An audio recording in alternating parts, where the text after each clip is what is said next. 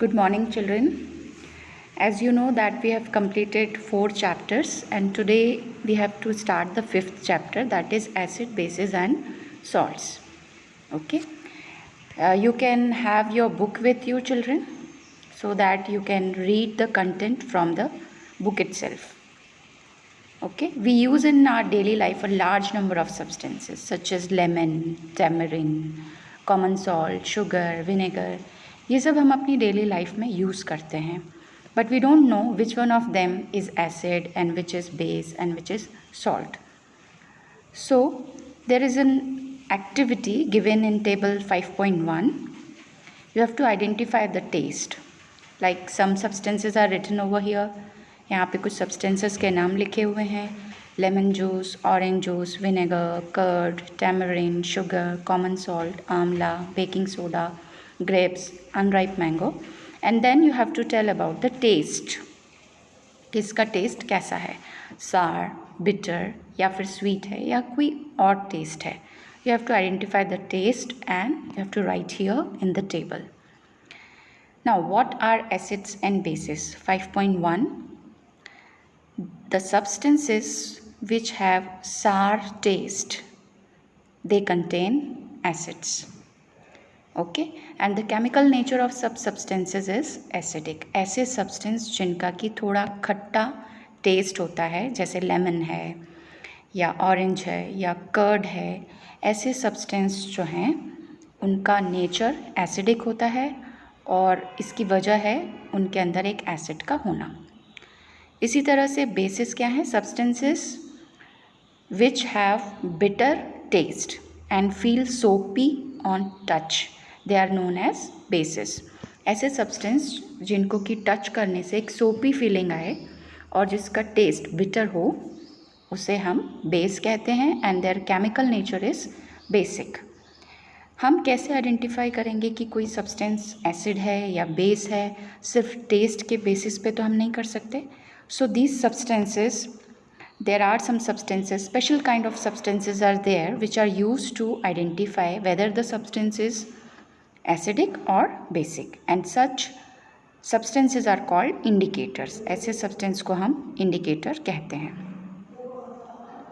Okay, now there is one more table. Do you know acetic acid is found in vinegar, formic acid is found in ant sting, citric acid is found in citrus fruits. As you know, children, that the world is suffering from a pandemic, corona, and in this pandemic it is advised to take some citrus fruits. मतलब खट्टे फलों का juice लेने को कहा जाता है. तो सिट्रस फ्रूट्स जिसमें सिट्रिक एसिड होता है. Lactic acid is found in curd, oxalic acid is found in spinach. Likewise you can read it from the table कि कौन सा सब्सटेंस किस में पाया जाता है. Okay, now we were talking about some indicators, जिन इंडिकेटर से हम एसिड्स और बेसिस का पता लगा सकते हैं. तो ये कौन से इंडिकेटर्स हैं. 5.2 natural indicators around us. We have some natural indicators which are naturally occurring. One of them is litmus. And where the litmus is found? Litmus is found in lichens. Okay, it is extracted from lichen. And it is available as red and blue litmus paper. Litmus जो है वो lichen में होता है और lab में ये red और ब्लू लिटमस के पेपर के फॉर्म में अवेलेबल होता है. इससे हम कैसे आइडेंटिफाई करेंगे कि कोई सब्सटेंस एसिड है या बेस है. When it is added to an acidic solution, जब उसको किसी एसिडिक सोल्यूशन के साथ ऐड किया जाता है तो it turns red, and when it is added to a basic solution it turns blue. Okay, likewise ये दो तरीके से हम इनको आइडेंटिफाई कर सकते हैं. एक और एक्टिविटी आपको यहाँ पर दी हुई है जिसमें कि आपको आइडेंटिफिकेशन के लिए एक मेथड बताई हुई है.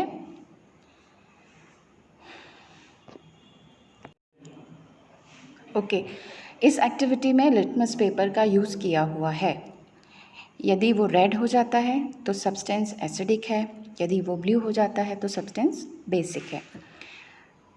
Now children, there are some substances which do not change the color of indicator जो कि कलर चेंज नहीं करते हैं, ना तो रेड करते हैं ना तो ब्लू करते हैं, ऐसे सब्सटेंसेस को हम कहते हैं न्यूट्रल सब्सटेंसेस और न्यूट्रल सॉल्यूशंस, जिन पर कि किसी भी इंडिकेटर का कोई इफ़ेक्ट नहीं होता है।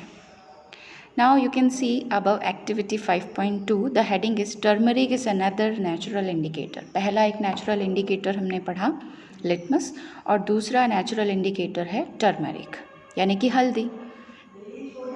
आपने देखा होगा एक छोटी सी एक्टिविटी घर में, कभी आपने यदि ऑब्ज़र्व किया हो कि आपके किसी कपड़े में, शर्ट में या किसी भी ड्रेस में हल्दी लग जाती है या सब्ज़ी गिर जाती है, और जब उसको वॉश किया जाता है तो उसका कलर चेंज हो जाता है, रेड हो जाता है। तो ये भी एक तरह का नेचुरल इंडिकेटर है, हल्दी भी एक तरह का नेचुरल इंडिकेटर है। Now there is a blue box, इसमें एक एक्टिविटी दी हुई है। ये एक्टिविटी आपको घर पर करनी है। एक कार्ड बनाना है अपनी मदर के लिए या किसी के लिए भी आप एक कार्ड बना सकते हैं। उसमें आपको टर्मरिक का पेस्ट अप्लाई करना है और उसको सुखाना है, और सुखाने के बाद फिर एक उसको सोप सॉल्यूशन में डिप करके, सोप सॉल्यूशन में कॉटन को डिप करके उसके ऊपर करना है जो भी आपने कार्ड बनाया है। Then you will see that the colour will be changed. So this is second natural indicator.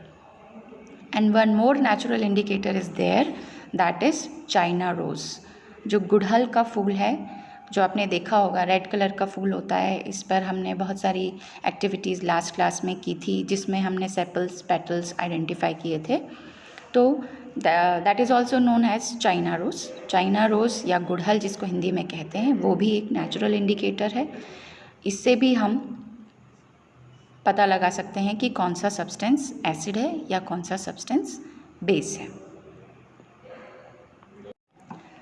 Now children, we have seen that there are two kind of substances, acids and bases. Now if we get a reaction between an acid and a base, what happens? What happens when an acid reacts with a base? यदि हम acid को base में mix करेंगे तो क्या होगा? तब होगी neutralisation reaction. What is neutralization?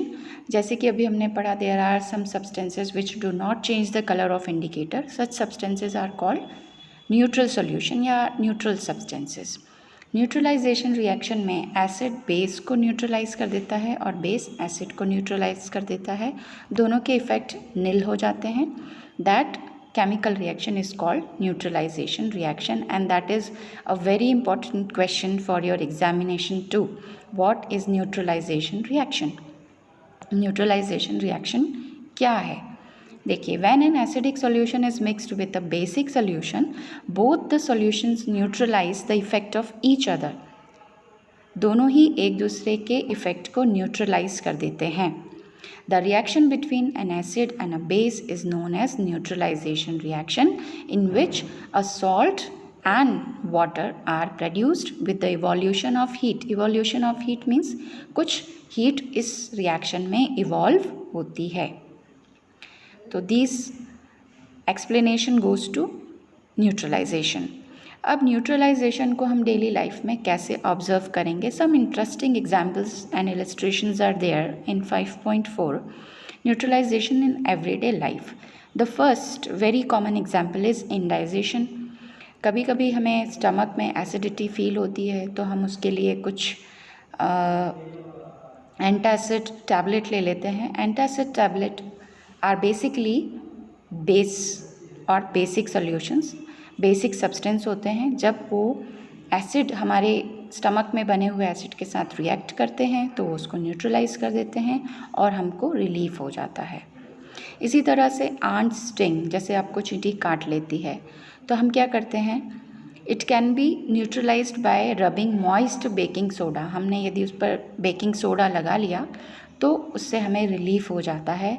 ऐसा इसलिए होता है क्योंकि आंट में हमने देखा था उस टेबल में एक एसिड होता है, that is formic acid. Formic acid और बेस जब आपस में रिएक्ट करते हैं तो दोनों का इफेक्ट ही न्यूट्रलाइज हो जाता है। Next is soil treatment. यदि सॉइल जो है वो एसिडिक है या ज़्यादा बेसिक है तो उसको हम न्यूट्रलाइज़ कर सकते हैं। यदि एसिडिक है तो बेस मिक्स करके न्यूट्रलाइज़ किया जा सकता है, और यदि बेसिक है तो एसिड मिलाकर न्यूट्रलाइज़ किया जा सकता है।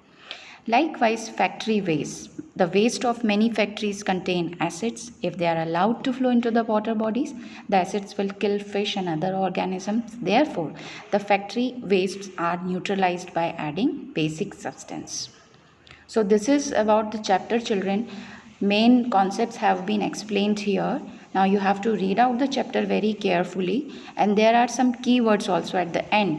So you have to understand and explain on your own how these terms or keywords can be explained. Okay, children? Now try to do the given assignment. Thank you, children. Have a good day.